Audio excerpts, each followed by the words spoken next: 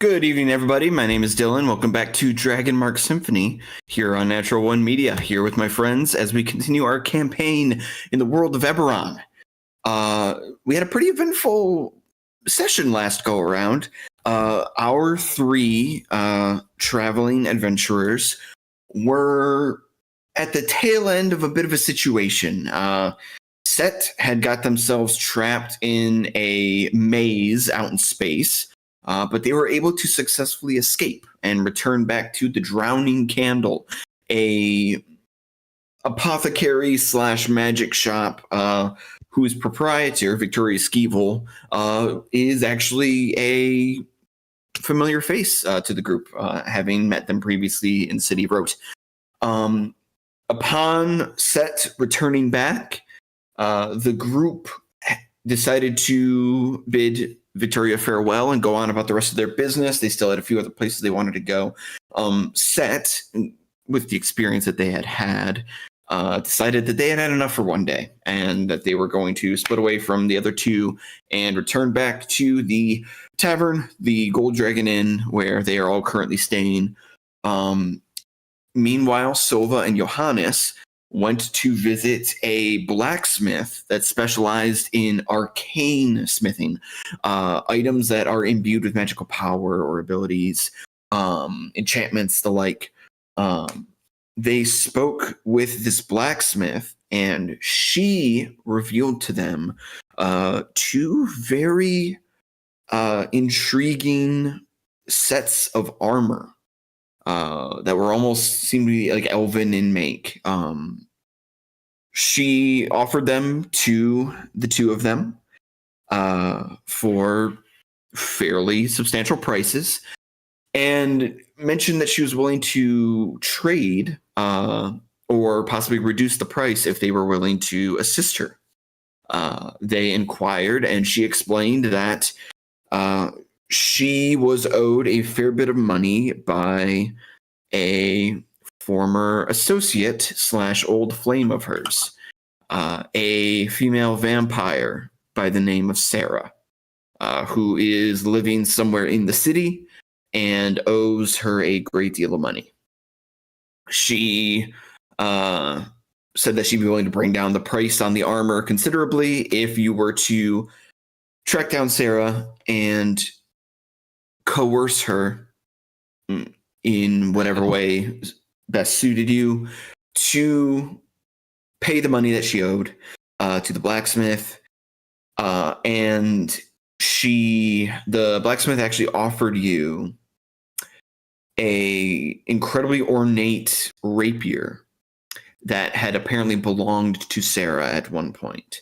And she had offered it to you, Silva, as something to use in your quest to track the vampire down. And that is where we had left off. The two of you had been discussing with the blacksmith on the matter. She presents the rapier to you. It is beautiful, ruby encrusted hilt, incredibly long, thin blade, razor sharp, the sun glistening off of the blade. She's holding it, very carefully as it is a prized possession. And just sort of is holding it towards you and says,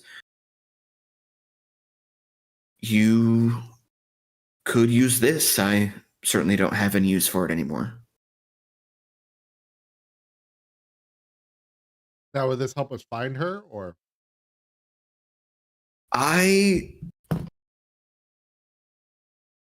She always had something of a peculiar energy around her. I don't know if that was just because of her condition, but I suppose if maybe you could get some sort of a trace off of this, but also it is a very powerful weapon. So if you end up needing to defend yourself, I figured. Oh, sure. Pretty good way to do so. And oh yeah. Again, she left it with me and seems to have not shown any indication of wanting it back, so I guess you could consider this paying it forward. All right. I guess would you like me? I think I'm willing to help figure this out one way or the other. I mean, obviously, there's going to be a history that I'm going to be divulged to at some point when I find and speak with them. But you know, regardless, something can definitely be figured out. It's just going to be getting them to figure that out or help. It's going to be getting them to be willing to figure that out. Of course. Yeah, I I guess that understand. would be the question. Given that you kind of brought it up, how should I expect much danger in engagement, or do you think that Well, she just might be like, "Why are you sniffing around?" and might pose an early threat, just kind of in the realm of like, "Why are you sniffing around?" You know? we didn't exactly leave on the best terms, and I feel like, let me put it this way, I wouldn't ask just anyone to do this. Sure. She's been a vampire for many years now. She's not, you know, she knows what she's doing, and she is very cunning, very intelligent, and can be very manipulative if she wants to be. You should definitely be careful around her. I think it might be possible to persuade her, but she's she's very crafty. And if Well, she is convinced that you are trying to swindle her, I imagine she could get violent real fast. Well, we're not swindling her. We're collecting a rightfully owed debt, correct? But she well, sure, doesn't see but it that way. Ah, right. I, you know, fortunately, I have a bit of a. Luckily, luckily, I feel that I have a lot of, I gain a lot of benefit to having both a. I feel like I gain a lot of benefit to having both a well mannered speaking and a severe mark for keeping it straight, if you will. Hmm. I mean, if you feel that you can, you know, charm her, that I just you're more mean more than that welcome to no, try. But I just more mean in the sense that it's a lot easier.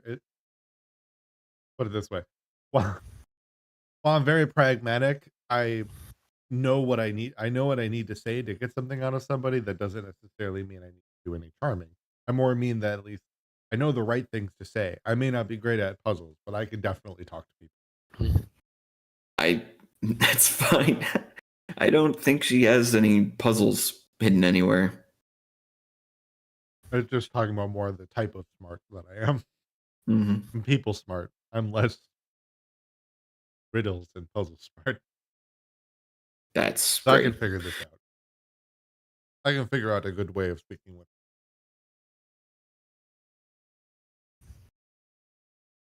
Well, like I say, if you can track her down and you can get her to give over the money, I'm more than happy to reduce the price on these armors, and you can keep the rapier as well. It's probably not healthy for me to be keeping it around, you know.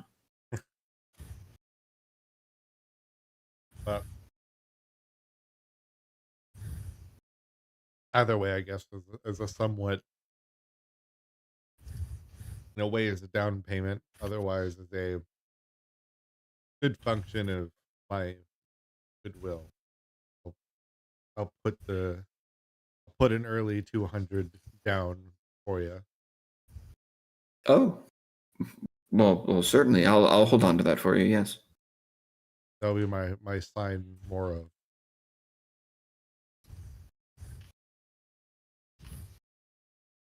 possible of goodwill here.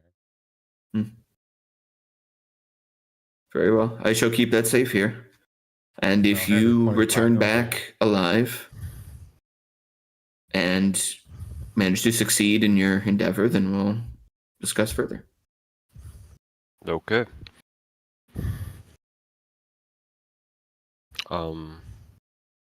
So do we have any idea of where to go to find her? Well, Luckily, I was gonna say, well, you continue. no, you're fine. Go ahead.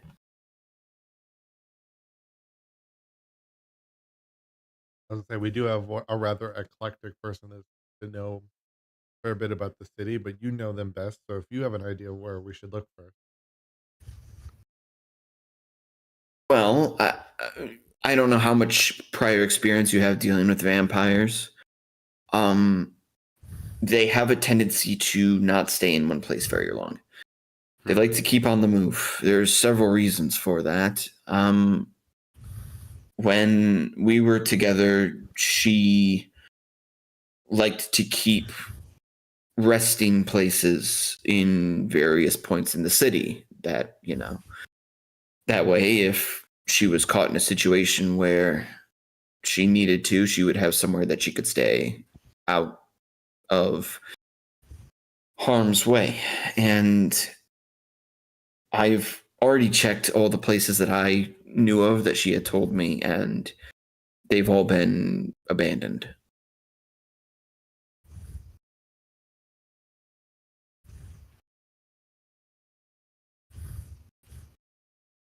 well, doesn't mean that she won't necessarily go back there. So we could always take a look again. That's Been true. long enough that she hasn't gone to those places, then it is it is kind of always a possibility that it's like a cycle where where eventually after she goes through all of the places that she has in mind, got to start again. There are only so many places in the city. Fair. Yeah, I'll give you the locations that I know of where she was keeping her uh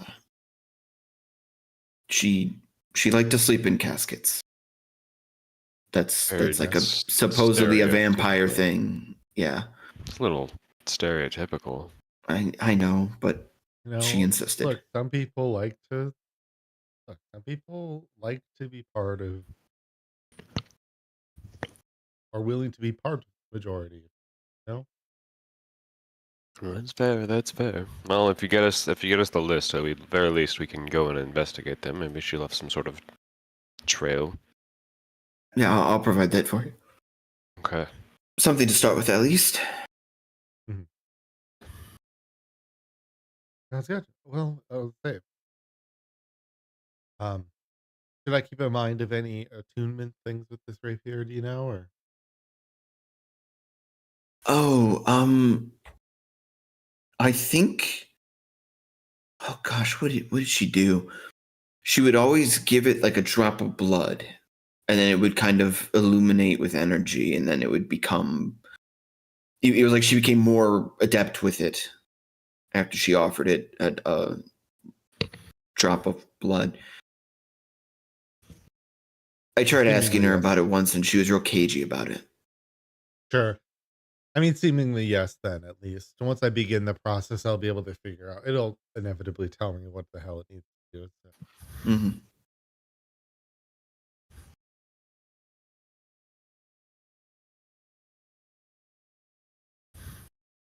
Very well then. Was there anything else you two needed? Not I think right now. yeah, I think I'm okay. Okay, well, excellent. Well, good luck and thank you. Genuinely, I appreciate you that you're willing to take on this. I know I'm asking you to do something to risk your lives for me, and I do appreciate it. I suppose at this point I'll do anything for money. That's slightly concerning, but I your kind of business is your business, I definitely do like I kind of like glare and like roll That's for like. basically what we're doing this for. It's a job. I mean, it's.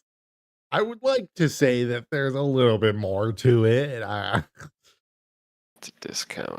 I'm getting that discount.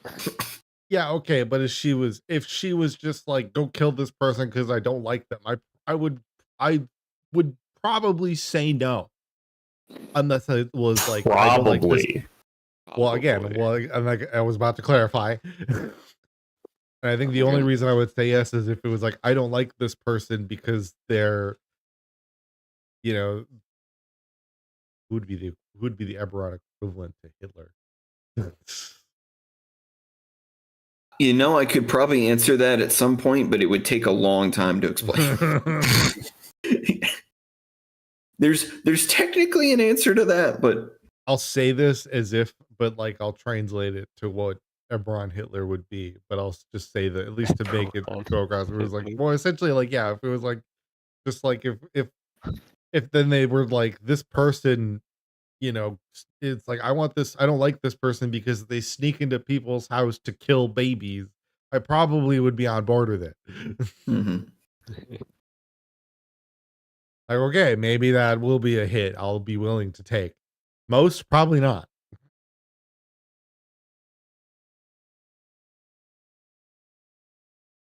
Right then. Anyway, yes. So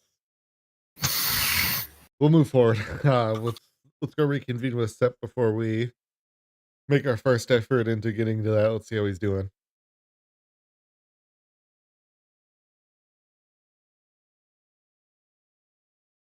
All right, so you two are Yeah. gonna leave the blacksmith shop, and you said you're gonna go find Set right away. You're not stopping anywhere else. Well, I guess. Do you need to go anywhere else, Johanna? No, I mean, I was mostly looking to get new equipment. So this is our process to getting it. I mean, yeah, I know she mentioned like a music shop, but We could now that we could see have if this, it's on the I'm way. not sure I'm really ready to, That's fair. because be real, every time we go somewhere, never. I mean, I guess Something she was happens. pretty normal. She was pretty normal. Although, honestly, we made that more of something than it needed to be. So that one was on us, I think.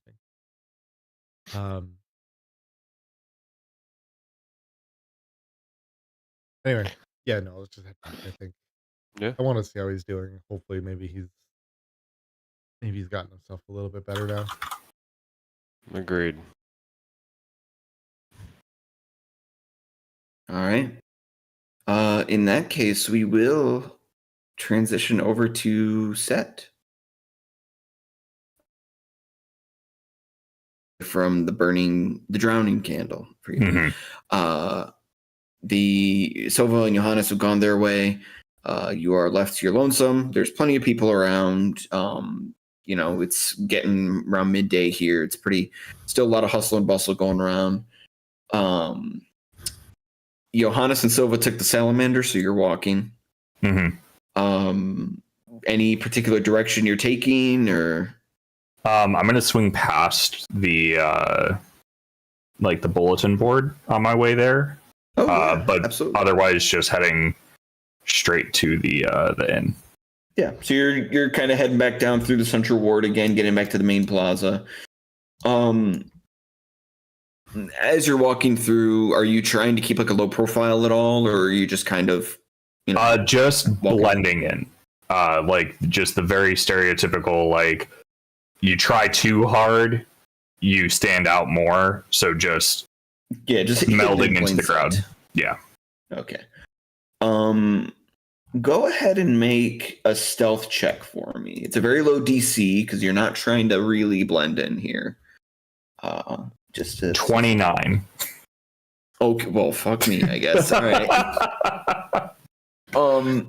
Yes. So you just kind of move. You find there's like a crowd of people that are kind of passing through, and a few of them have hoods on, and you just kind of naturally just kind of interweave, just kind of walk in, fall in line with this group of 8 to 10 people that are walking along, and just kind of let the natural flow of traffic kind of carry you several blocks down. The city feels it's interesting. the way that Rote was sort of set up, the roads, the way they intersected with each other, there was this very kind of uniform feeling to it. But here in the Central Ward, the buildings are a lot more scattered. There's not like these very clear, defined streets outside of like the main streets. So like you're constantly making slight adjustments and going left and right. You're not really following any kind of like a straight path as you kind of walk through. A lot of these buildings are interweaving with each other. A lot of them are also kind of like connected to each other in kind of like a zigzaggy fashion. It's a very different layout, and if you were to kind of try to memorize the path that you're taking, you could likely do so. You have a history of it, but it would probably take a little bit longer than in another city where there's like very clearly defined like city blocks that have been established. As you walk, make a perception check for me real quick.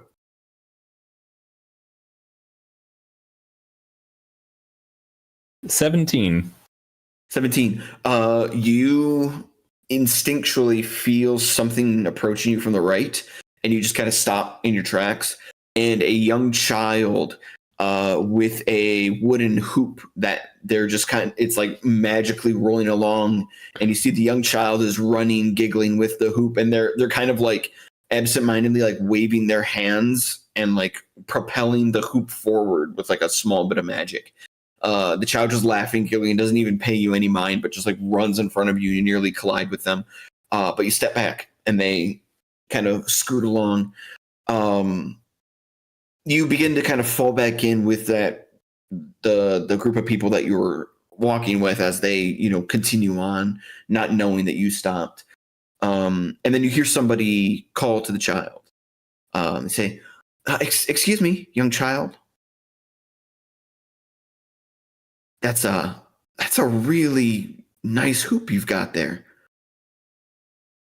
The child just kind of stops, and they kind of grab the hoop and like keep it held in place, and they go, "Thanks. I got it for my birthday last year. I'm getting really good at it." And the other person says, "Yeah, I can tell. I can really tell." And they kind of get down onto a knee. The person's wearing a hood, purple and gold, with just like a splash of like almost like a holographic sheen that kind of shimmers in the sunlight. Hood covering the face so that you can't see it. Human in appearance, sort of a tall stature, close to 6 feet. They kind of bend down on one knee and they go, "Yeah, it seems like you've really got that mastered. In no time, I bet you'll be able to take that thing clear across the water or something." And the kid goes, "Wow, you really think so?" He goes, "Oh, sure. I've seen wizards do stuff like that all the time. Yeah. Hey, while I got you here, I'm looking for somebody. Can you help me out?" And the kid kind of pauses for a moment. They're kind of like rocking on their heels a bit, and they go, "Well, I don't know. I'm supposed to be getting back home for dinner soon." And the person goes, "Oh yeah, sure, of course, I understand. Hey, far be it from me to keep you from what you got to do, but I was just wondering. I've got a friend of mine that I'm looking for. They might be lost, and I would hate for them to miss dinner too, And the kid is just kind of rocking back for us, like, "Yeah, that'd be pretty sad. Well, what's your friend's name?" And the person goes, "Well, I think they've got a lot of names, or at least we have a lot of names for them, but they probably go by the name Set. Have you heard that name before?" And the child is like, "No, I've never heard that name." And he goes, "Oh, well, that's okay. It's all right. Maybe you've seen them around. They're pretty tall. They've got a hood on like I do, but it's like all black. They've got, kind of plain features to them. They wear boots. They have a tendency to kind of sneak around a bit. They're really good at hide and seek. Do you play hide and seek? The kid is like, yeah, I play hide and seek. And he's like, yeah, it's pretty fun, right? Well, my friend said they're probably the best there is at hide and seek. And the kid's like, wow. And he's like, yeah, they'd be like the world champion of hide and seek. But that's also why it's hard for me to find them sometimes. But hey, I've been keeping you for too long, and I'm sure your folks are going to get worried about you. So don't worry about it. You go home, get yourself some dinner. But if you ever happen to see or hear anybody by the name of Set around town, come find me, okay? And the kid goes, okay, can I bring my parents with me if I do? And he goes, sure, yeah, of course. Yeah. Listen, far be it from me to tell you that you should talk to strangers all the time. And we're not even strangers anymore. We're basically friends at this point, right? And the kid goes, yeah, okay. Cool. I don't know about that. Okay. I want to go Great. home. Hey, if you happen to see my friend, I'm staying at that real fancy hotel next to the Couriers Guild. Do you know the one? And the kid goes, yeah, I think I know the one. It's on the other side of the gates, right? Yeah, that's the one. Yeah, it's a real big fancy place.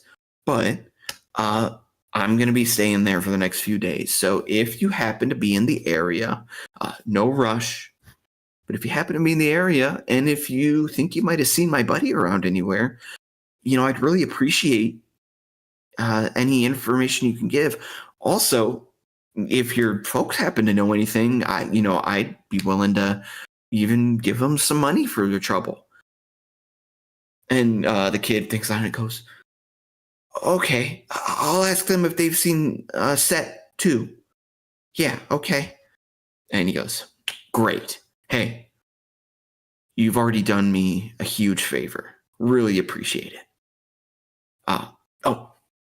It's getting late. You should probably run along now. And the kid goes, oh, okay, right. See you, mister. And the kid grabs their hoop, and they just kind of start running off with it.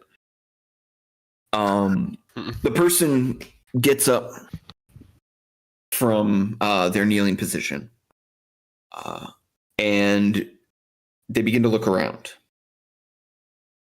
So I would ask you, do you want to try to stay hidden from this person, or are you okay with them seeing you? So as soon as I heard my name, I would have gone off to a split road, cast disguise self. Okay. And made myself look completely different from what they said, and kind of back past them before looping around and heading up to the inn to see if I can get a look at their face, see if I recognize them, but make it look more casual, just strolling through. Okay.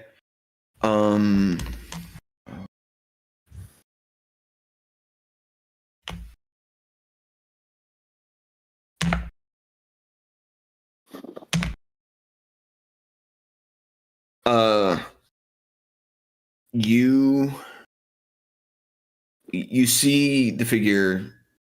You do catch a glimpse of them beginning to kind of look around. And when they do, their movements are fast. They snap. They don't just gradually turn that. They snap their head looking around, almost like a bird. But you are confident that they do not appear to see you at all, or at least they don't recognize you in your current disguised self. Am I able to get a better glimpse of like their physical features? Like, am I able to recognize them? Do they have any, like, you described their cloak, but do they have like any house insignia or like anything like that? No insignias that you can see. It's tough to make out from the distance that you're currently at. The nose is very prominent. You can just make out the eyes and a thin mouth underneath. As they kind of shake their head around to look, a bit of the hair comes out, and it's this like tangled mane of hair that's being kind of kept in place by the hood. Okay, I will keep that in mind and continue on my way. Okay. You are now approaching the main courtyard. If you still want to check out the job board, you can do so. I just want to swing past to see if anything, if like my posting has been like taken down, or if I can see anything that has been done with it. I know it hasn't been super long since I put it up there, but true. Yeah, it hasn't been super long. You take a look at the job board, and sure enough, the posting is still there. It is untouched. Okay. Yeah.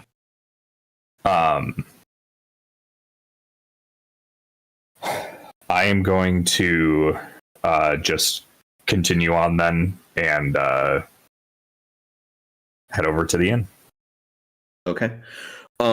For Silva and Johannes. That's me. That's me. I need to find. Yes, here we go. I believe you should be able to see this when they come up.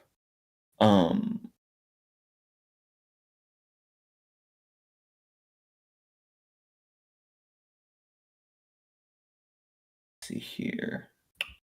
There's should be that one. They had one over here in the Western Ward. And then they also have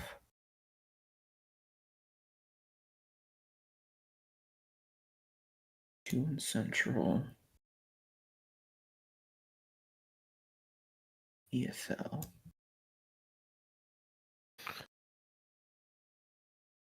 And so that, yeah. So on the map of Passage, I have put in some circles here, some yellow circles. I love yellow circles. Yeah, so these are the locations that the blacksmith has marked for you as having been previous places where Sarah has kept caskets for her to be able to sleep in during the day. Well, Silva, what do you say we work our way through the Central Ward for today? And it's already like afternoon, right? It's around midday currently. Yeah, I mean, we're not in any hurry to like get back outside of No. tech, right? That's our only thing. Yeah. Just if and it is, yes, we're not. I would say we could take a look because we're not. Instead, had to walk all the way, had to walk back. So Yeah. And we do it's not have like we took forever in there. So if we rushed back, we'd probably get there before him. We Does do that have matter? Gary too. Well, yeah. I say let's work our way through the Central Ward and the western part of the city, and then see where we're at before we. There's only a couple spots that she was in over in the eastern part, past the wall. Mm-hmm. Let's go to this one up north because we're already on like the northern side of the Central Ward, if I remember right. Yes. Yeah, that one is as I mentioned before, there's not like typical city blocks in this area, but if there were, the distance would be like a matter of a few blocks away from where you are. Let's go check it out. See if we can find some of her tracks. All right, yeah, we can go to that one. All right, so you go to visit. What you find waiting for you is a 2-story building with a red roof. You do not see any activity in or around the building. It appears to be there's no lights that you can see that are lit inside through the windows or anything like that. The windows upstairs, up in the second level, are boarded shut. Seems like no one's really been actively using this for a while. PM question. Yes. Did you add the rapier to my inventory? I did not. I will need to As that it get felt like that an in item there. that you might need to. Unless it is a searchable item, which technically No, it is a custom item. I'm gonna have to add that in a bit here. I was gonna say, I mean, even Yep. technically, since I'm in your campaign, I could search for it if you gave me the name, but that's No, the it other is question. it is a full custom item. Yeah. Yep, I'll have to add that for you in a bit. What I can do in the meanwhile, I'm on the wrong character sheet. Uno momento.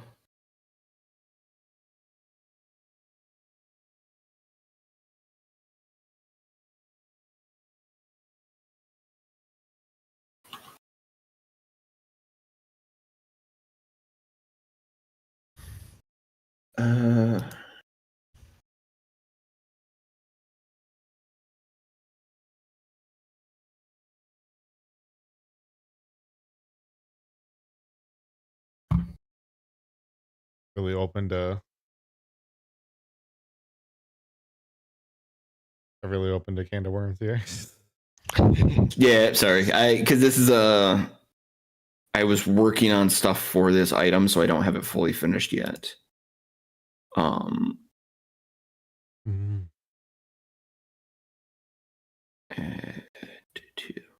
So I'm giving you a placeholder for now.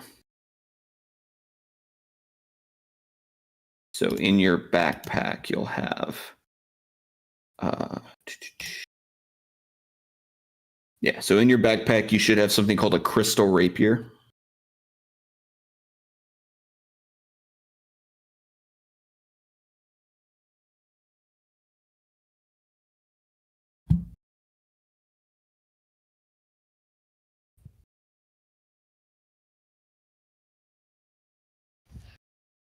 There we go. Okay, so I've added that. So yeah, you'll have a crystal rapier in your backpack now. That is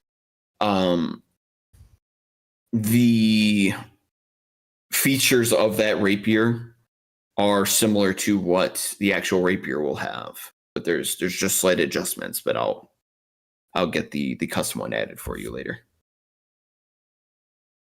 Gotcha.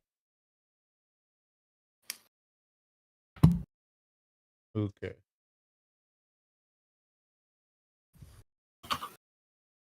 Well, All right. I'll have to use this attune list.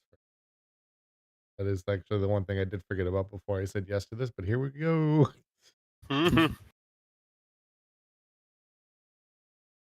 Whoopee!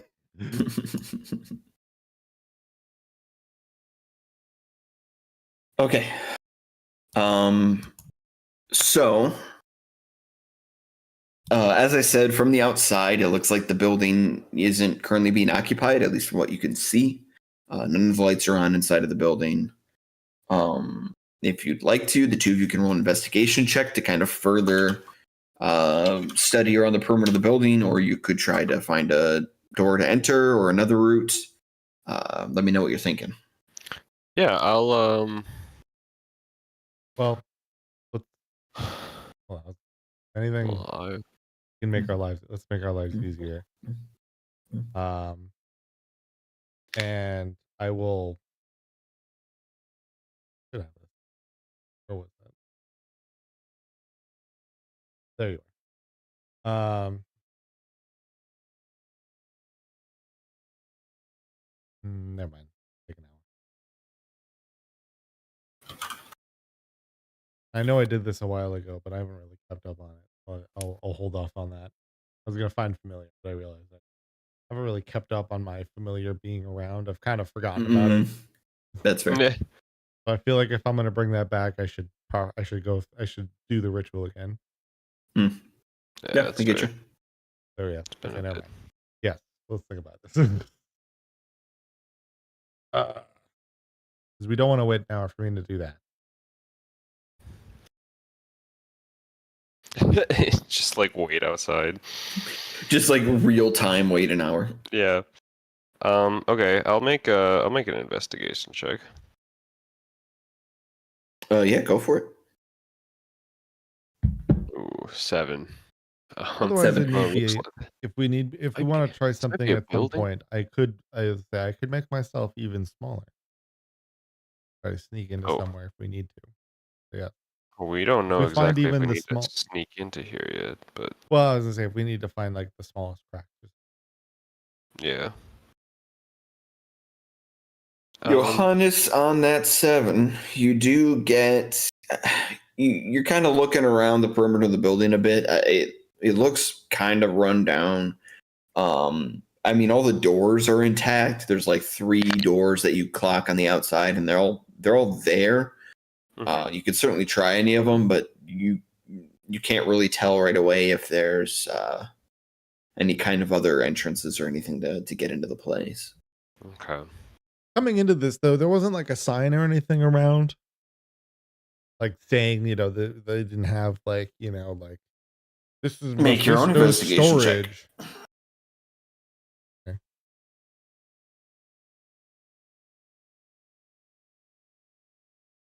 Do with it anyway.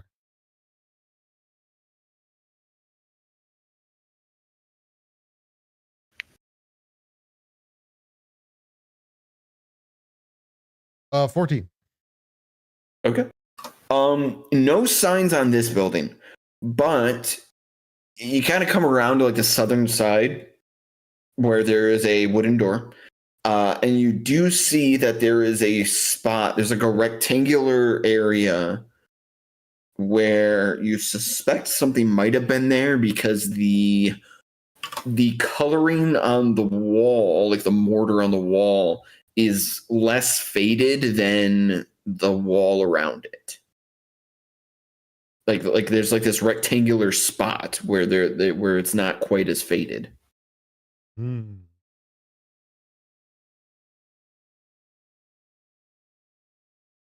Interesting.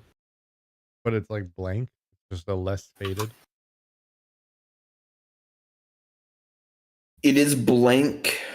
Like it's You just don't the rest see of like like it's the same rest of the wall. yeah, it's just like a mortared wall. Yeah. Okay. Um, Well, sign was removed, so at least whoever owned this maybe moved on or something. I mean, can we try to... Does it seem like we have a way to get in?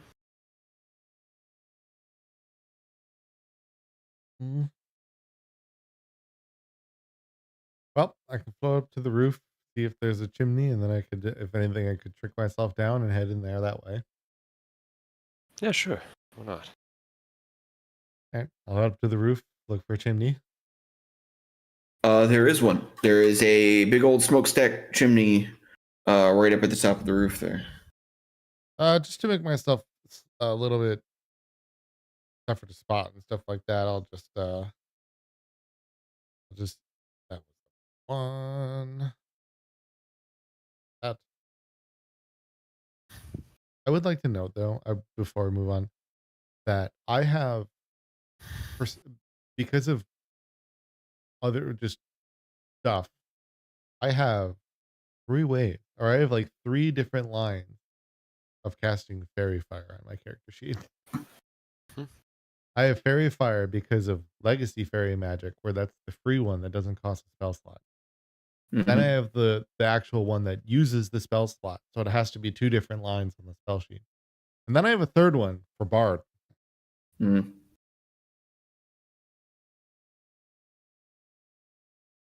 Very good. Crazy. I think actually, the Bard one I might be able to fix. I don't know. That might be an error, but we'll find out. Oh, there you were. Okay, that's fine. That's my free one. Trying to make sure I use my.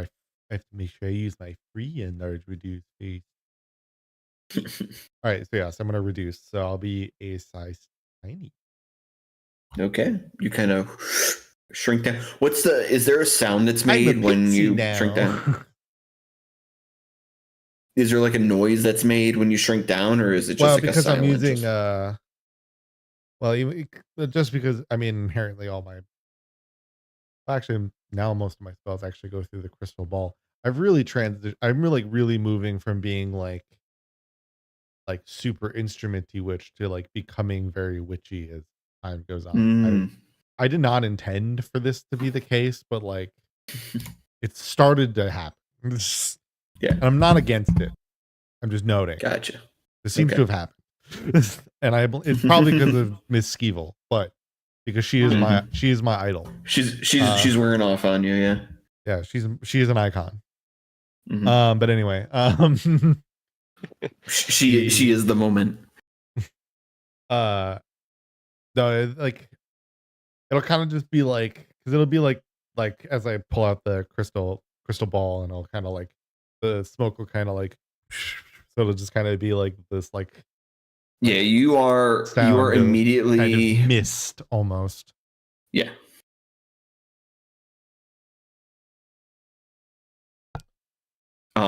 And Johannes, you do see, kind of looking down from below, you see that Silva kind of shrinks down and then just vanishes.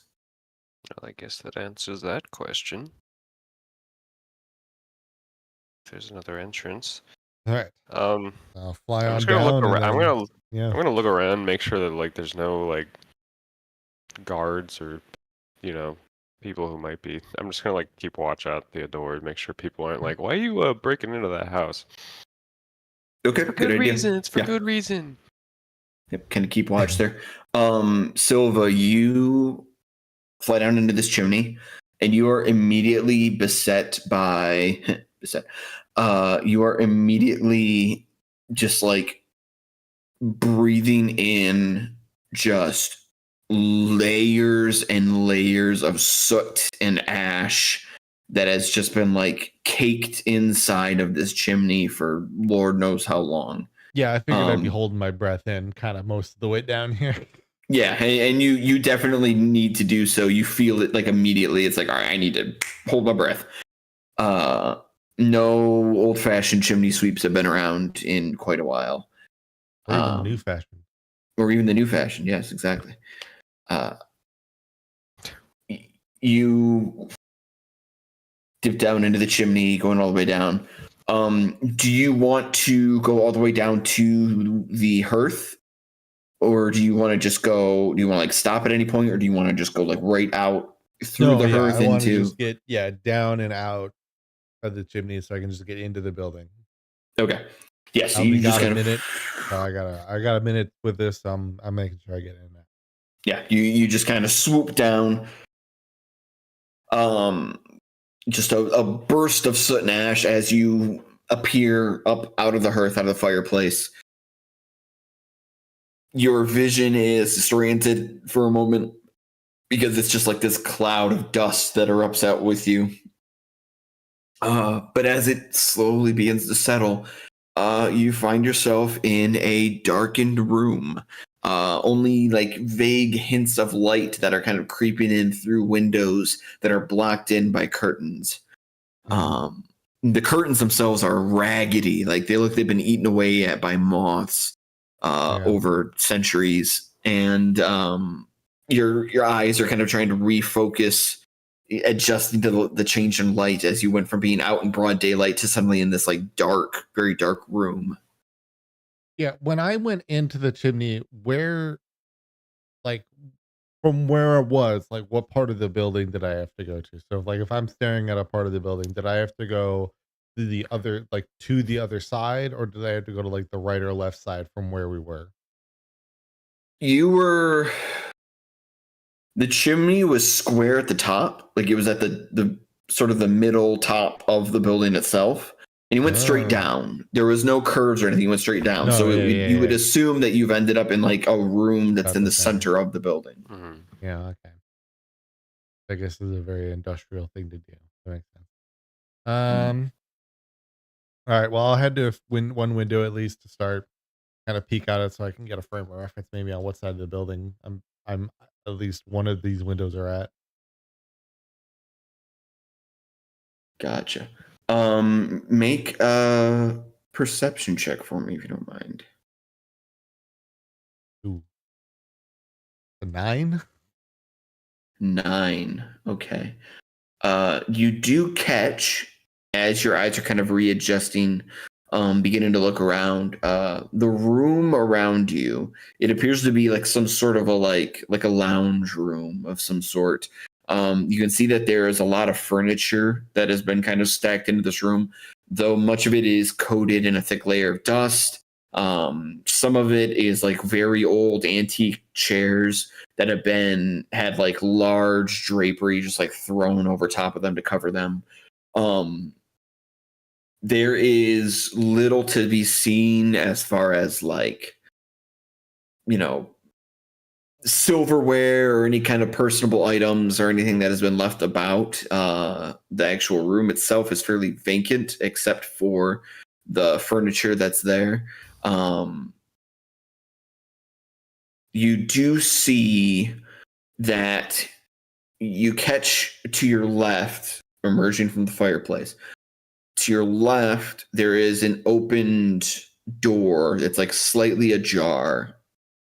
And then to your right, there is kind of like a hallway that twists around, and there's 2 other doors kind of flanking it. Mm.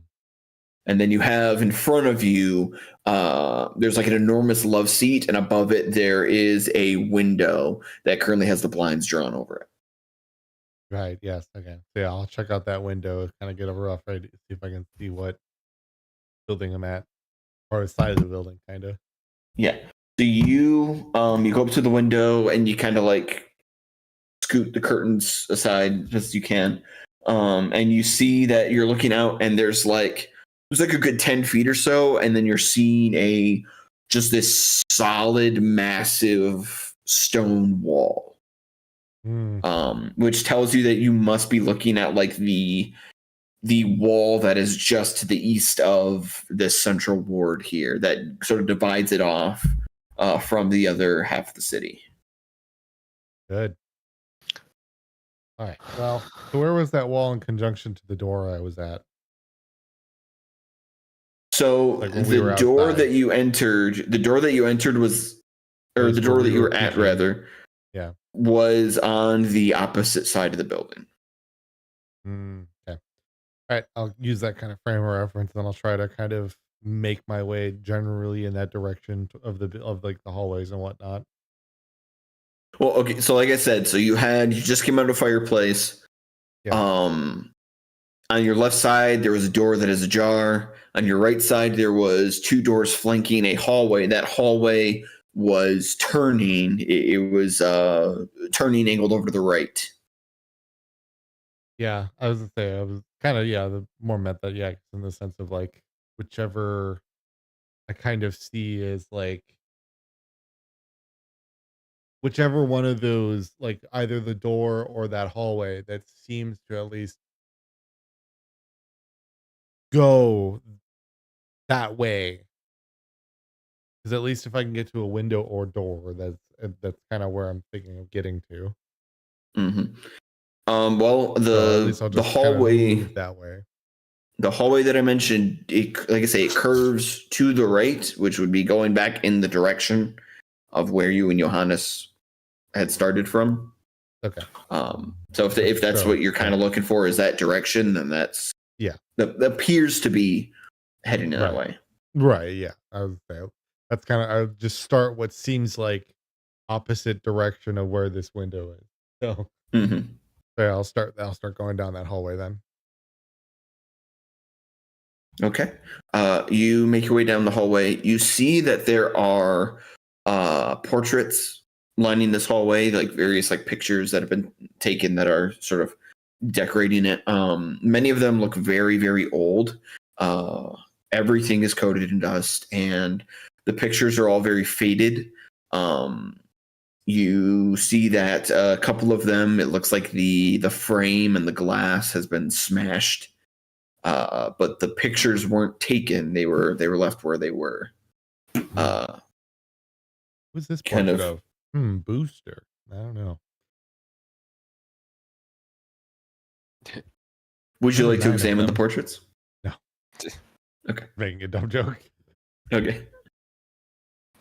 Is that a Super Mario RPG reference? That was correct. Okay. Nice. Nice. Okay. You continue down the hallway as it curves, and it kind of loops around, and you find yourself. What you assume to be is kind of like the wall on the other side of the fireplace, as you are now in a smaller, much smaller room. It's almost kind of like a mud room. There is a door to your left that it looks like probably leads outside. And then Okay. there is another door kind of further ahead of you that is just like a kind of like an interior door. Very old, and a lot of the paint that was on the door initially has like chipped away. All right. By this point, if I haven't already, I'll turn off concentration and whatnot on the reduce. But then I will attempt to open the door that leads to outside. Yeah, you turn the handle, and the doorknob, like it basically just like falls apart in your hand. Okay. You effectively pull it out, but the door itself also like kind of like comes loose a little bit. Not like a bolt or anything for it. Just kind of No, like, there are. You see that there are bolts lining the top of the door, but they weren't put in. They haven't been like slid. They haven't been like slid across at all. okay. So if I kind of just like essentially just like take like take like a pen or a rock or something from my bag and just kind of like put it through the where the doorknob was and just kind of pull the door towards me, or even use my finger for that matter. Does it like start coming like opening, or Um, you said you're inserting something into the hole where the I'm doorknob just kind of was. like either using something for leverage where like the doorknob was, or because you said like it moved a little bit, so I Yeah. wasn't sure if it was just like if I just kind of like started almost pulling at the door. So just if anything, just like using an apparatus just to help me pull it, or just like get grip, and then just Okay. like pull it open. Nothing really like I'm not doing anything fancy. I'm literally just doing No. the equivalent of No. No. like No. as if I put my finger in it in a hole and started pulling. I see. Yeah. No. You could insert an item into it, and then how much force are you using to pull the door towards you? Are you doing it Not a just like whole very lot because I'm gently, or? seeing if it's. I'm mostly just seeing if it opens. So I'm just doing enough to just like if it seems like that for whatever reason, either it was unlocked or whatever, and it opened. I'm just trying to see if it opens the door itself or not. Okay. You begin to pull the door towards you, and it's like, and it holds in place. It sticks. Hmm. Now, is it sticking like as if the bolt is still in the door, or like the doorknob bolt part is like as if that's still in the door, or just like the door, or it's rubbing on the wood? Make a perception check for me. Station for one. Game 19. Okay. Hmm. Dastardly W. You pull the door towards yourself, and it catches. It doesn't want to move. You look, and like you don't see any point where like it's latched, and like even where the main, like you've removed the doorknob and the whole apparatus is out. The door itself doesn't appear to be locked in any meaningful way, but as you've pulled it towards yourself, it's caught. It doesn't want to move. So the whole doorknob is out. So is it like literally a hole that I can see outside? Basically, yeah. But you also do see that, like, from your standing position, you take a look, and you're not able to see the hinges on the side of the door at all.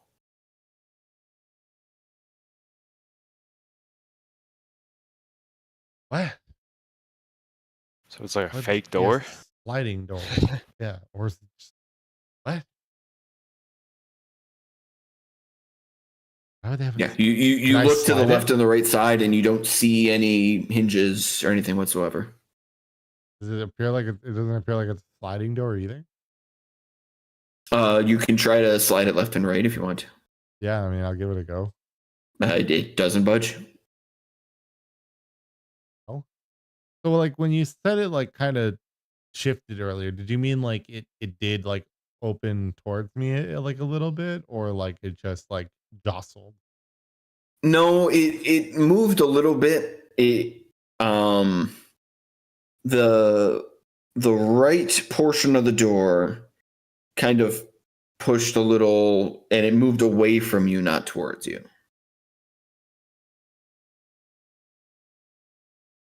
Right. So is this whole thing that you're trying to get me that this is a push door? Have you Is that tried what I'm pushing the getting door? from this? Oh Have you my listen? God. You're living in the world right now. You tell me. Have you tried pushing the door yet? I'll try pushing the door. You push the door. Johannes, you suddenly Damn, hear far side. the click and the like shuffling of something heavy as you see that the wooden double door begins to open up. One of the sides opens and swings outward. The hinges that are clearly visible to you on the outside creak, extremely rusty. Hey, I immediately got it. So I mean, I knew Kevin would immediately catch on. It was just a question of, is he going to keep a straight face for this? Unbelievable. This is why notice the in thing I runes usually it would says do. push. See, everything I used to always, the way I used to always do this is that I would just, every time that there was a door, I would always just, if I would say open the door and I would ask, I would just say, I just do both. Mhm. Like I'm not going through the rigmarole. I would usually do that. I would just start by But- saying I open it. And if I get asked that question and I know the DM wants to do it, I'm just going to say I do both. And I didn't think about it. Mhm. I was just too tired today to realize that. Sure. Johannes, you see this damn it. large double door. One of the panels opens forward. It makes a fair bit of noise, I will say, as it kind of swings out a few inches there. Seems like you got the door open. All right, Johannes, come on in here. I'm gonna walk inside. Do I notice anything immediately? When you step up toward the door, there's this kind of like, it's not really it's like a slightly elevated platform made of just like wood. And the wood has like rotted and some of it is like splintered a bit. So when you step up onto it to walk in through the door, you definitely feel it like bending under your weight a little bit. This place seems abandoned and old and decrepit. Perfect for vampires. Could I make, I guess an investigation check to see if I just notice anything about anything, any signs of a recent inhabitation? Yes, go ahead and make an Someone tell you investigation that. check. That's a 19. My answer That's a to that, 19. no. Yeah, so Silva's able to fill you in that she certainly hasn't seen anyone, but also kind of taking a sweep around this like mudroom area. You do not see. So usually in a mudroom, somebody will leave like they'll have like their rain boots or an umbrella or their jackets. They'll keep their jackets there in like a closet. But there are no articles of anyone's person. There's no clothing. There's no recognizable jackets. No anything that would belong to somebody. It's been the room has been like stripped of anything that really isn't like bolted down. Well, this isn't looking good. I guess we Well, could just take a quick. I don't expect her to necessarily have left a lot of sign of her I inhabitant. suppose. I imagine if she No, is, it doesn't seem like anyone has been inside here in ages, but we can still take a look around. Maybe maybe there's a notebook or something.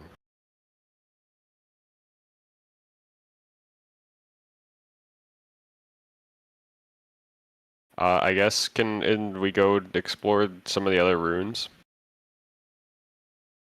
I mean, this is a rather big building, so I think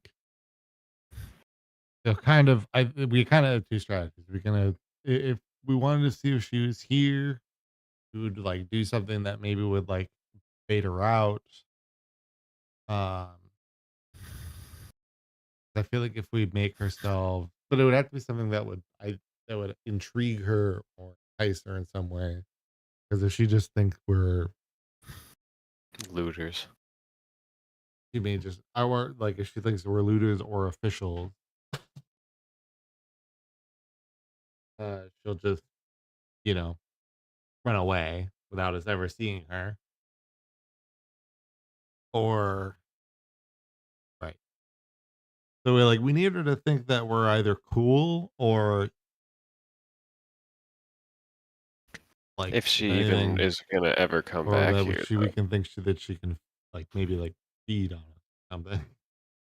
I don't that know. is I if she's mean, otherwise, ever gonna come back here. yeah. I mean, we didn't get like crazy motives from her, so No. get some, but just I don't know what ones that necessarily we could use as a way to like bait her to try to like come see us. Well, I bet if we could. The only thing I could think of would be using Jacqueline's name, but I don't know where to spread it. We basically are going on like no information besides this woman's in the city somewhere. So Right. I feel like all we can really do is explore this area right here, see if there's anything left that is here, and then move on to the next place. Because I don't think waiting here or trying to bait it. There's no guarantee that she's even been here in weeks or months or years. I more mean that something that could be useful is of trying to just like bait her in the sense of like if she's constantly trying to like if she knows that we're coming in somewhere and she's likely already going to be hiding anywhere if we would find her at, she's already going to be kind of hiding out. I think the only way inevitably we somehow happen to catch her that we get lucky enough where we suddenly like open a door and she's like And just she's sleeping there. there. We are Yeah. in the day, so this is probably, if anything, when she would be resting. It's true. Well, I mean, do we want to explore this this location more, or just move on to the next We one? can let's keep looking because if anything, we can try to see if we can find a coffin or something somewhere. All right, I'm gonna. That's our main objective is that if anything, just maybe see if we can have a coffin because she potentially would be asleep right now. So let's go look. Let's see All if we right. can find a coffin. If we don't find a coffin, we can't necessarily say never come back here, but at least may just need to move on and get back to set. All right, I'm gonna keep walking through the house then. What do I see? Johannes, so you're now able to see a lot of what Silva has seen before. You're seeing that everything is just completely caked in dust. There you're looking for like visible footprints or any kind of sign of like things that have been moved recently, and you're not really finding it. It's like the entire interior just has been completely untouched for years now. You see the portraits down the hallway that Silva had floated past. If the two of you go kind of back into that lounge room, then you would see all the furniture that is, kind of covered up and hasn't really been used in quite some time. Very little light is kind of getting through. It's very dark. There's this sort of enormous hearth fireplace that seems to have been kind of the centerpiece of that room. And over on the other end, there is a singular door. No light coming out of it. It's slightly ajar, but no light coming from it that you can see. Okay. And like flanking the hallway that you kind of come in from, flanking it on either side, there are also two doors there. I guess I'll open the one with no light. Okay. You walk across to the other side of the lounge room there, and you approach the door that is slightly ajar. You reach for the handle and you open it. And you immediately hear and you look down and you see 3 or 4 rats scurry out from underneath the door, running over your boot and kind of like taking off. Ah! What? Nothing. It's okay. Just don't like them. Do I notice anything else in the room? There's rats.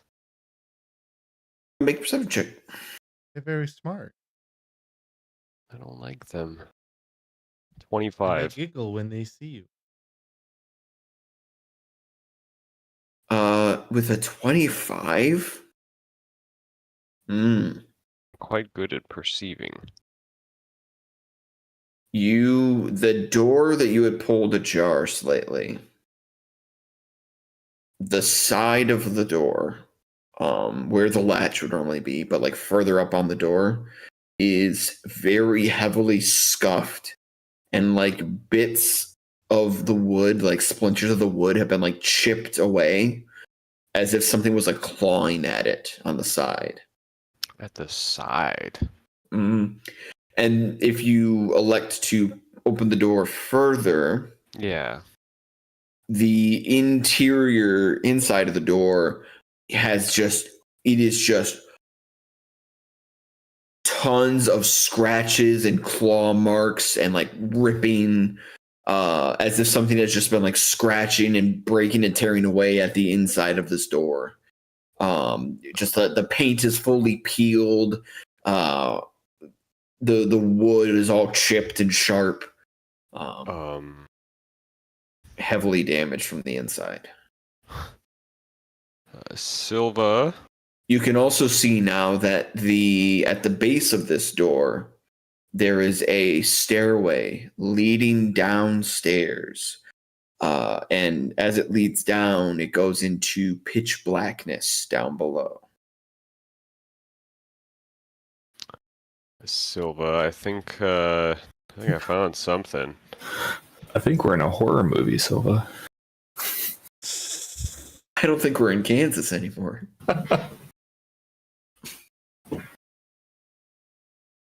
It's a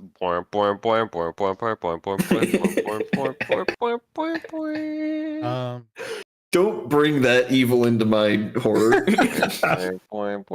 Some things are too scary, and the Resident Evil soundtrack is one of them. Is one of them. And I was just thinking about, man, if this place is been unknown, if this, like, maybe it'd be a good You think you're squatting here? no, Yeah. good flip Good flip. A good house flip. Do a property flip. Yeah. Call the Property Brothers. It's gold.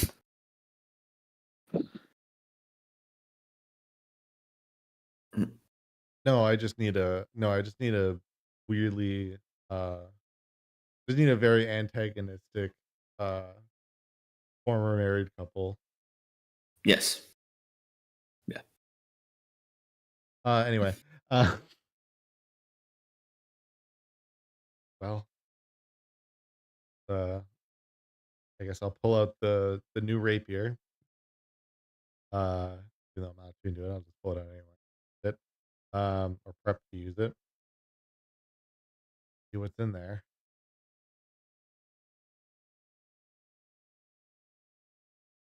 Take a closer look. Yeah. I mean, it's pretty dark, right? We need like a light source.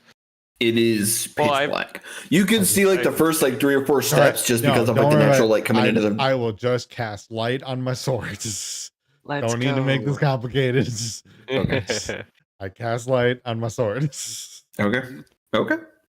I was gonna say, anybody got a candle? But yeah. And just ding. Yes, you cast light on your sword. You see that the steps go down, like it is like 30 to 40 steps. It is surprisingly deep down into the earth that this staircase goes, and it is just like stone and mortar walls on all sides going straight down into the earth. Okay.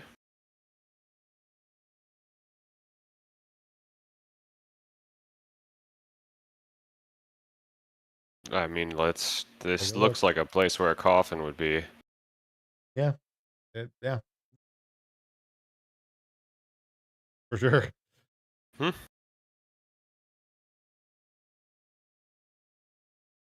Let's keep going down. Okay. You begin to walk down the stairs. Every step creaks as you take it. You hear. You don't have anything that can help you with that, yeah? I say floating down the stairs. Yeah. Looking at the one who would be creaking. Yeah. Yeah, you can't do something about that, can you? Unless he's got some really light slippers or. I mean, I could just try to make a stealth check, I guess, to like. Yeah, walk go for it. quieter. Make a stealth check. See how good you are at creeping. 13. Yeah, okay. You are able to take, a little bit lighter steps so that you're not making quite as much noise going down. That's the true note about that, though. Was you roll the 13. That would seem modest. That means you actually inherently rolled very bad.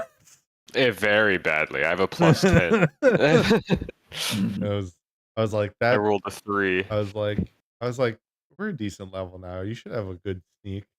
Yeah, unless it's maybe plus I was 10. like, unless maybe you're not playing that type of rogue. And I looked at the roll sheet and I was like, nope. No, you Nope, just rolled it was like just garbage. unfortunate. Never mind. Rolled like garbage. That was real bad. Hey, it wasn't All right. bad. It worked. So, continue to make your way down this tunnel until you can finally see the base of the stairs. It is like solid stone slab for the floor. And you can see that there is a room at the bottom that kind of opens up along the right side. So you can't see into it yet, but you can see that as you're coming down to the base of the steps that there is the room kind of opens up off to the right. Okay, before we get in here, I just remembered a note or like a pitch I was gonna make to you as DM pitch at the beginning of the episode. Forgot about it. Yes. And a part of that was I pulled out that in a recent in the Victorious Evil Maze debacle, Mm-hmm. You know, I used the spirits connection with the bard and the Ouija board or the was it particulate? What was it called? Every Look, you used a different Why don't name than you the thing that remember? everyone uses.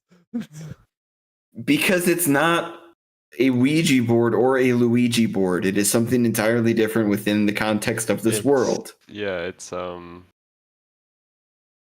right, but I only know it as one thing. a partaker. Partaker. Yes, very good. Very good, Bennett. You get one piece of candy. Ooh, So that's what I'm piece relating to, though, actually. Kind of into that. ooh, piece of However, candy. the candy I am asking for, I was gonna pitch for, was not, but it was for the gracious use of my my spirits bard table mixing with the partaker and my crystal ball. What a man! What a player got to do to get some inspiration around here. What are you?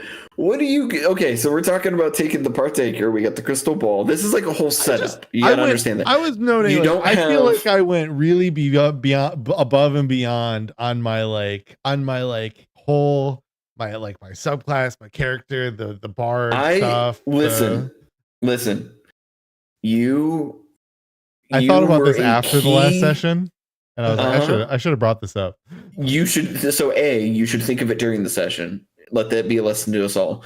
B, you were a key part of guiding Set through the maze, and you did effectively utilize the crystal ball with the partaker to establish a line of communication.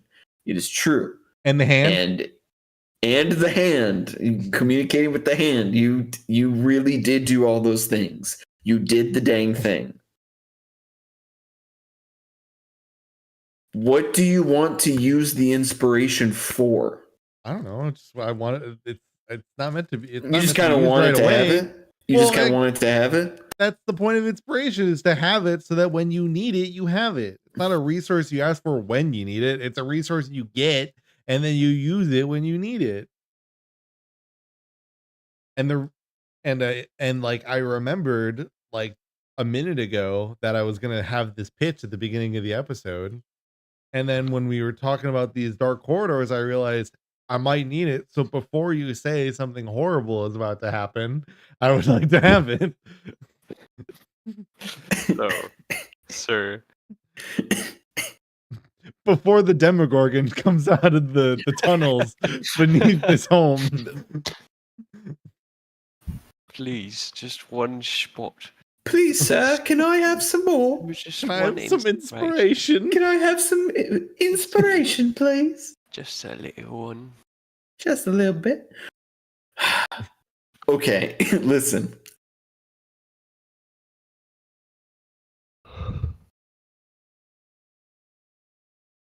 I want you to roll me a d20. Okay.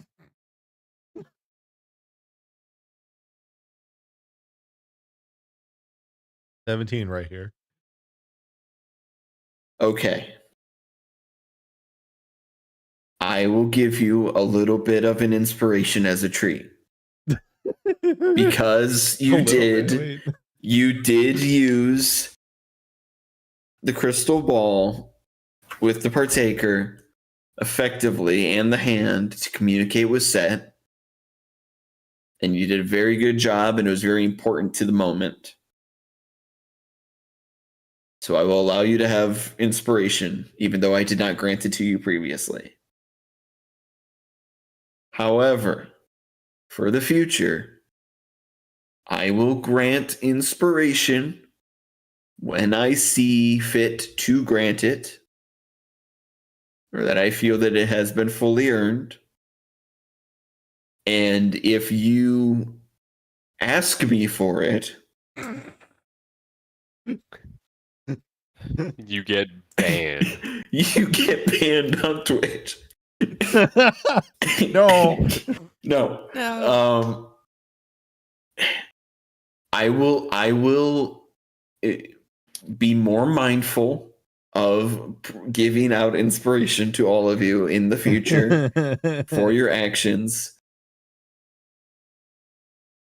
Just know that I appreciate your efforts, even if I don't give you inspiration for them. But I need my dopamine. The point of inspiration is not to actively punish you by not giving it to you. Correct.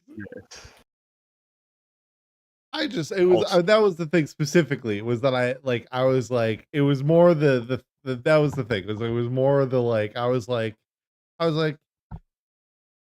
first the thought was I was playing Baldur's Gate 3 and I was like, feels like it's been a minute since we've had. Well, that was your first mistake, because that game is just, correct. The devil's work, and your parents would be very disappointed in you, But also, that's where I was like, I feel like I did go pretty like into the character, into the moment, like outside of the box thinking kind of things. That was the only reason I had that. You did. You raised a fair point. That was definitely a very important moment that you established there. So I will grant you inspiration. I didn't unfortunately get to prevent Seth from falling into a pit, but that's true. So I mean, I don't know. Do you want me to just take it away? No, because that's a fair point. I hadn't even thought of that either. You kind of let your teammate die, so maybe I should just take that away. Well, I couldn't give him levitation. Also, as you said last episode, I had multiple roles that I could have succeeded at that I just didn't. I gave you the inspirations when I could. All right, Silva. All right. You have inspiration. All right, cool. Thank you. All right. Wait, what? This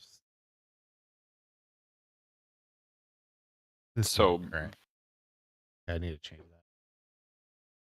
that. Sorry, I've been making notes of my current tales that I pull from the spirits, and it's definitely not current. Right. Oh yeah. All right. New Testament. Get this out of here. That's the one. I'm pretty sure. I feel like I remember I pulled one during that, which is why I thought to go check it. And I was like, but I don't remember it being that. Now I don't. But I don't know what it was exactly. So that'll be another reset thing I do. All right. Let's just continue on down here. See what's how this is gonna go. Yeah, please. I want to see. All right. So Johannes is amped. As the two of you begin to round the corner. Do you peek around the corner or do you just go around? I guess if we have the capacity to, yeah, I'll do so. Like if it's not just like, because are we down the steps now and then we're in like a you're now down to like the base of the steps. You're not down to the base of the steps, and there is like it's not even a door necessarily. It's just that like the small area at the base of the steps like opens up on this right side. Okay. Kind of like if you were going down into a basement where it's like, okay, now everything just kind of opens up as you get to the. Oh yeah. Okay. Okay. I mean, I'm gonna peek around. I love peeking. Yeah, we can do that. All right. The Johannes. best part about us doing this, Johannes, is that we can do it at the same time because you can peek around the corner and then I just float slightly above you. True. It's like we're doing it like where I'm standing on your shoulders, but like I don't have to actually stand on your shoulders. Just float above you. Yeah. Cute. The two of you, Johannes, you peek around the corner. Silva, you come around floating just above, rapier at the ready, light emanating off of it. And you see before you Set. Yeah. No. You are. It's him. Oh no. Surprise, I was the vampire all along. Bleh. Bleh, bleh, bleh. Okay. Okay, for real. If fucking Sen came around and was like, "Yeah, guys, I'm a vampire." Hey, by the way. Look, I wouldn't look at them and be like, Yeah, would you even be surprised? "Oh my god, I can't believe it." I'd be like, I just like it would be no surprise whatsoever. Oh no, the edgelord rogue actually turns out to be a vampire or whatever. Who would have thunk it? Speaking Okay, of edgelords, yes. Set. Yes. We return to you. You are, I assume, making your way now back to the Gold Dragon Inn. Correct. Okay. We're gonna kind of fast forward a little bit. You leave the main thoroughfare. You make your way through the Western Ward. It starts to get a little more recognizable to you now as you're kind of walking through. It's a little more familiar. And it doesn't take too long before you find yourself at Zen of the Shore, where the marketplace is. Still bustling, still a lot of people moving about, selling products, selling wares.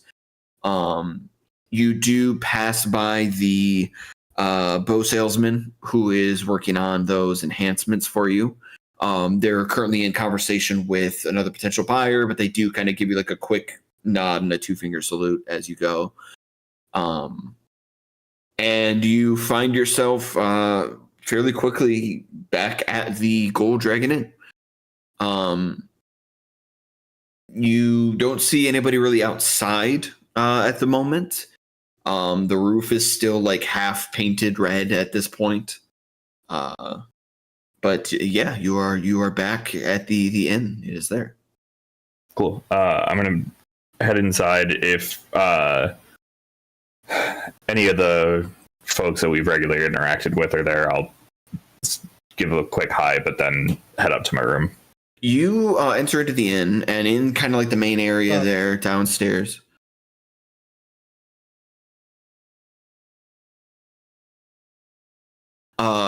You do see that there's like a group of people gathered around.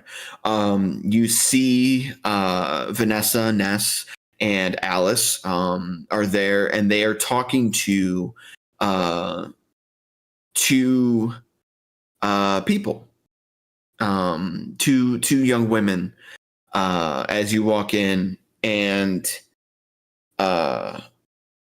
Alice kind of like clocks you as you enter. She kind of gives you like a curt nod and a bit of a wave. And the two women that they're talking to also turn and look in your direction. One woman, she seems very young, maybe about like around Vanessa's age. She turns to look at you. Somewhat plain clothing, but a lot of greens and yellows that she's kind of integrated into her clothing, kind of like a short skirt, and her hair is black at the roots, but then dyed like a very strong like emerald green, possibly even a little bit brighter. It kind of comes down almost to the shoulders, and she has like incredibly piercing green eyes. She looks to you, bit of a pale face, freckles, not somebody that you really recognize at all. The other woman next to her, who appears to be a little bit older, kind of height-wise a few inches taller than her, she turns, and you see that it is a woman with black hair that she's kind of pushed back a bit. Very long black hair. It's kind of pushed back, so you can clearly see her face. Facial features are a bit more narrowed, a bit of a stronger eyebrow. She is wearing sort of like light furs. She has a quiver for arrows sitting on her back, and there's also, she has like this large satchel that's kind of like strapped around her that is like looks like positively fit to burst. Like there's a ton of items inside of it. Very large leather boots that she has on that almost come up to the knee. and you feel like you recognize this woman. Like you had seen her before, though it's possibly been a while. If you want to, you can make a history check for me to see if you can recall. Sure. It is a 17. 17, yeah. Yeah, so it's the younger girl next to her with the green hair. You don't really recognize her much. But this woman, you kind of clock it. It's like, that's right. This is Annette. Annette is the woman that you had all met when you stayed at one of the other Gold Dragon inns on your way to the City of Passage. If you recall, She was the one from a village like across the way, right? That was hunting werewolves. She is from the village of Tellin, which is just due east of where that inn was located. And she was there to investigate the claims of the werewolf that had been in the area. I'm going to say, if you recall, I believe, was this the one that Johannes was striking up conversations with? Yes. Yes. Oh. Yes, it was. Yep, this is Annette. Net. Also, how long would it have taken me to get from where that interaction with the child was to the inn?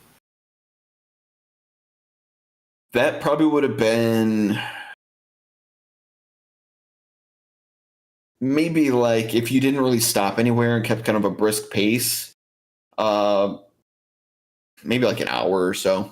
Okay, so my disguised self would have dropped as I was approaching the inn. Okay, yeah, it's only an hour. Yeah, so Alice would recognize you and would have clocked you coming in. Yeah, yeah. So everybody kind of turns, looks to you. Alice just says, "Oh, hello, good to see you back. Fruitful day, I hope." You could say that. It's been a long day already, and it's only a little over half over. The others will be back later. They were finishing up some shopping. I've been through a lot this morning, and I'm gonna head up to my room. So very sorry to hear that. Annette, you see that when she sees you, her face actually kind of brightens up a little bit. She goes, "Oh, hi. Oh gosh, I'm so sorry. I trying to remember your name. It starts with an S, right?" Yes, it's Set. Set, yeah, that's the one. I'm Annette. Mm-hmm. I'm sure you remember. We were at the the werewolf stuff, right? Yes, yeah, the werewolf stuff. Yeah. How are you? Are you okay? I'm good. Took a brief foray into space, and that's a little exhausting. So, Nice. Yeah, it's a really, really long story, and I'm exhausted. So, Johannes and Silva will be back in a little while. If you're going to be sticking around, they might be able to share the story with you more. But I'm gonna go rest. Oh yeah, no. Absolutely. We should definitely meet up later though. We can maybe we can all grab drinks down here and we can catch up. Absolutely. Are you going to be staying here? Yeah. So Soph and I are going to be staying here for a fair bit. Yeah. And you see the younger girl next to her kind of looks at her with like a bit of a raised eyebrow. It's like, you know this weirdo? Who is he? And she's like, Soph. Shh. Yeah. Sophie and I are staying here for a fair bit of time. And I definitely have things to share with all of you, especially Silva. And she kind of lightly pats the satchel that she's keeping on her side. And you can see that there appears to be like a thick textbook slightly sticking out of it. Yeah, plenty to share with you guys. So, hey, just, get some rest when the rest of them come in. Like I say, we can we could definitely, grab drinks later and talk. Yeah, absolutely. Sounds like a plan. Hopefully not more werewolf stuff. I think we've dealt with enough of that for now, but if it is, count us in, but Silva may have some thoughts on that. We had to work a little hard to get her cured of some lycanthropy from a werewolf run-in, so... You see the younger girl kind of looks at you incredulously and is like, your friend was bitten by a werewolf? Yes. Let's be real. Correct. I am not fully 100% convinced that it was like a normal werewolf, as normal as a werewolf can be. It had like rats and stuff coming out of its fur. Like, it was really bizarre. But again, very long story with man, there was so much that went on in that time. Oh my god. Vanessa says, sorry, werewolf with rats coming out of it? That doesn't sound like a normal werewolf. And exactly. The younger girl self kind of turns to her and goes, yeah, of course not. Regular werewolves don't have anything to do with rats. We're talking about lycanthropy there. It's totally different. And Vanessa goes, oh, do you know a lot about werewolves? And she's like, well, not a ton, but they've been teaching us about various forms in school. And Ness goes, oh, I'd love to hear about that sometime. And Soph is like, yeah, sure, I guess. So your friend didn't die immediately? No. Well, granted, she is Fae, so there's bound to be some sort of weird interaction there. You're friends with a Fae? Okay, well, Annette, she was a fairy. You can give the brief background. Annette kind of catches on and is just like, Sophie, we can press them for questions later. They're tired. They've clearly had a long day. You'll be able to meet Silva in person anyways in a little while. But yes, Annette, great to meet you again. Great to see you again. Like I said, Johannes and Silva will be back. Yeah, of course. Once they're done shopping, so yeah, just go get some rest. We'll catch up later. Appreciate it, and I'll head upstairs. You know what, though, this has reminded me of the fact that I player forgot about the whole rats thing. With that werewolf or lycanthrope, whatever. And that has thus reminded me why I should have been slightly more concerned about the rats. Yeah. Carry on. Yeah, that was my thought process. Yeah, y'all really exactly. didn't, like, I just kind of let it go. I'll be real. I was like, yeah, okay. I Yeah. screamed. Yeah, no, as soon as you said that there were rats that came out from behind that door, I was like, fuck. Okay. That actually, shit. It's not like there's, not normal rats in the world anyways, just because you see rats. It's a big city. You're going to see rats all over the place, right? Like there's Rodents it doesn't regardless. It doesn't necessarily mean that, there's no correlation here necessarily, as far as you know.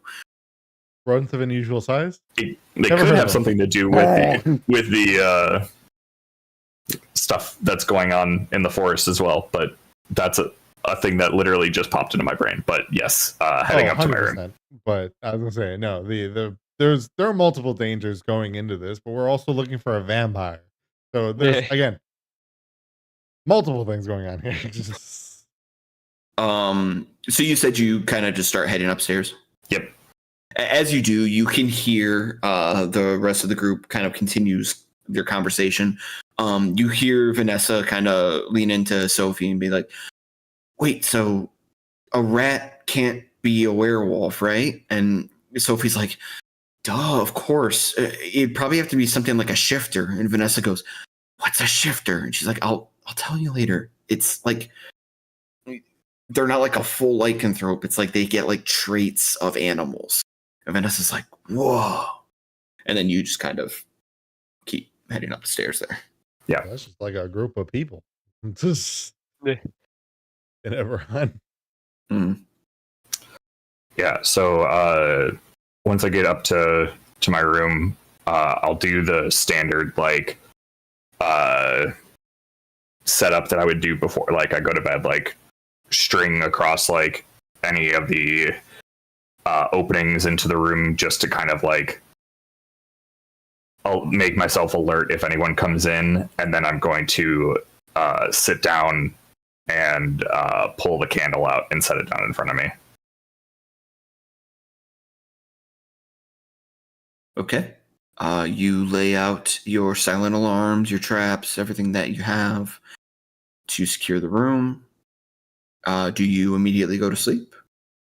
No, I'm pulling the candle out and I'm sitting down and I'm like looking at the candle. Yes. Sorry, I was thinking of just like a regular ass candle and not the horror that I brought into the world. No. Yes. The candle of reaping. I forgot how evil I am for a second. It happens sometimes. Candle of Arthane's reaping. The candle of Arthane's reaping. You pull it out. You whip it out. And it's still lit, correct? Like, and if lit, I like pass my hand like over it, do I feel heat coming off of the flame? That is a good question. No, you feel cold. Oh, right. Okay. Mm-hmm. I'll just kind of like give it a look around, like do some tests, like to see how it, interacts, like counterintuitively to like a normal flame, and then Set will kind of just sit there and just go, well, there's only one way to find out if that actually happened, and they'll reach out and they'll just snuff it. Oh my god. Please roll a D100 very carefully. He's unhinged. All right, to everyone, roll a D100. That's a 98. Oh my god. Once again, I gotta bring up my chart. I think that's the highest I've ever rolled on a D100. I feel like I may, at one point in my 20 years of playing D&D, maybe I've once rolled a 100. You know what's hilarious about that fact? So I've maybe rolled a 100 once. I've rolled a 99 twice in one campaign. Jesus. And I say that because a 99 on the chart we were using was essentially the void card. All right, Dylan. Like how bad did this get fucked up? Dylan, how bad did this get fucked up? Is he getting Thanos? Is he getting Thanos? Dylan. Is he getting Thanos? Did I kill myself? No. Who did I kill? In game? That would have been better. Oh no! Thanos would have been better. Or killing someone else would have been better. Wow, I'll be honest. I'm thinking about if I even want to show this now or have it be the start of the next episode. I think we have to have it be the start of the next episode, honestly. Yeah. Like, what a fucking cliffhanger. We've got 7 minutes left. In heaven. In her. Okay. As I'm killing someone. Scared. So it's gonna be somebody going to heaven. Oh fuck! It's me. Okay. It's Cat. I'm going to be Thanos. I don't know. Me, the player. Goodbye. This will make sense after, but the people who are involved, let me know if you're not cool with this. I'll say that as much, because I will absolutely Interesting. I'm always going to prioritize whether or not the players are cool with this. Okay. Oh Scary. no. Okay. You snuff out the candle. The feeling is exact.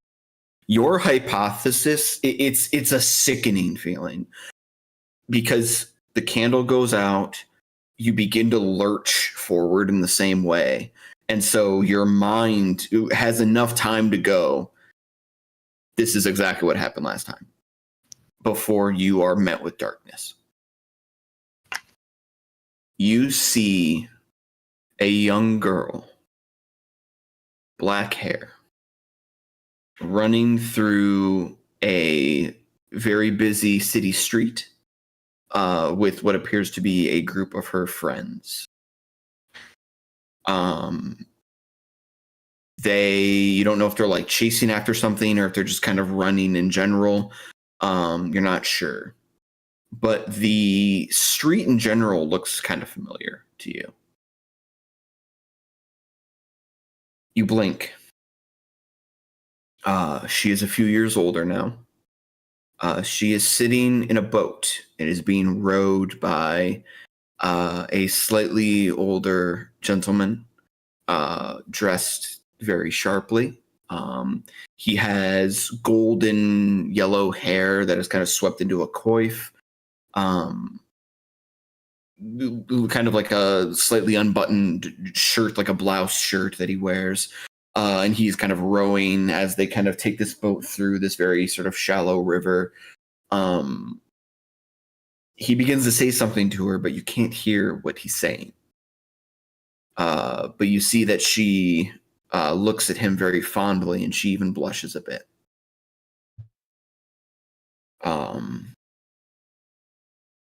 They seem to kind of drink each other in as the boat continues down the river. You blink again. She is back on that familiar city street from before. She is helping an old woman carry these like large bags of what appears to be like various groceries and food items, kind of helping her to carry them into her her building there.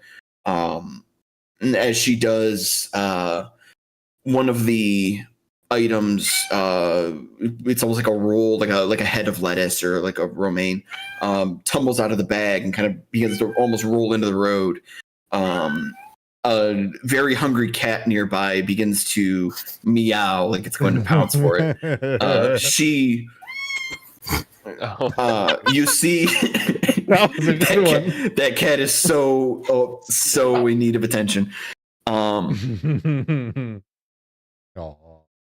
The lettuce begins to roll into the road, and she very anxiously sort of reaches out for like, begins to run to chase after it. And you see a hand reach down and grab it and lifts it up. It is a smaller figure, a bit smaller in stature, but with very familiar, recognizable features to the face. She appears to, though you can't hear the actual words, she appears to thank the young gentleman, and they begin to talk. He says something to her while sort of motioning to the lettuce, and she lets out a laugh. She kind of giggles to herself, pulls the hair back a bit. You blink again, and this young woman is sitting kind of on a bench. It's a different city street, probably the same city though, but she sits on a bench and she is talking with this young gentleman, who you, as the seconds go by, you recognize more and more, and you begin to feel a very intense dread. The young halfling talks with her for quite a while, and then at some point the two of them stand up. She begins to go her way, and you see Johannes go his way. You blink. She is frantic, grabbing items, packing things into a bag, running across a room, all corners of a room, packing up everything that she can. The door hangs ajar, and in it, there is a dagger that has been stabbed into the door. Oh. With a note. She frantically is packing everything up. She looks like she's on the verge of tears as she's packing.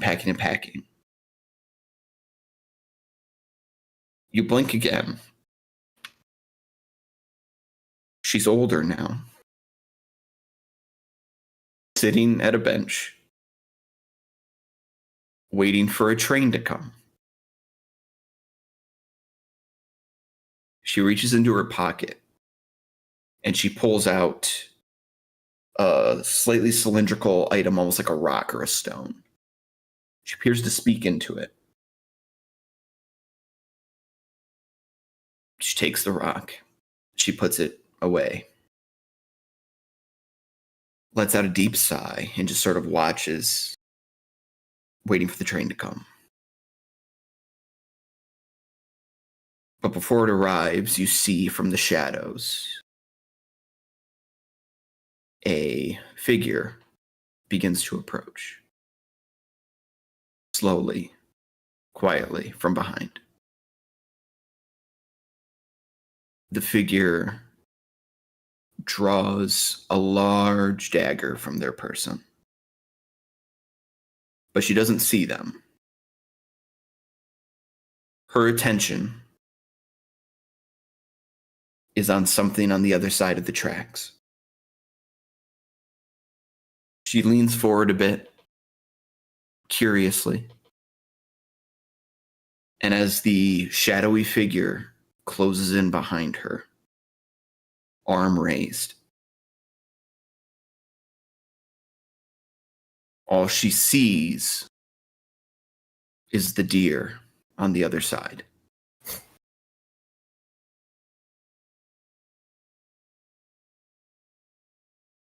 You finish viewing her final moments. You blink again. Everything about your physical being lurches and twists through space.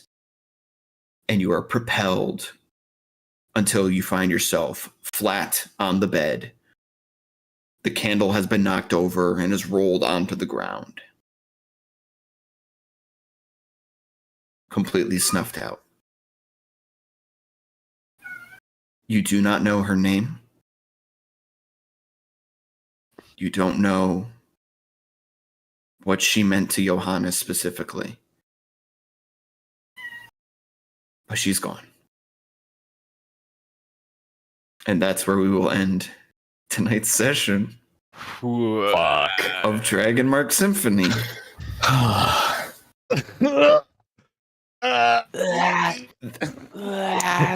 So we will pick up from there next time. The players who may or may not know who that person is I see. can reach out to me if they are not entirely comfortable or okay with this having happened, and we can, make arrangements or discuss further. But until then, thank you all for watching. Thank you all for playing. And I guess leave the candle on, for God's sake. For God's sake, man. All right, we'll see y'all next time. See ya.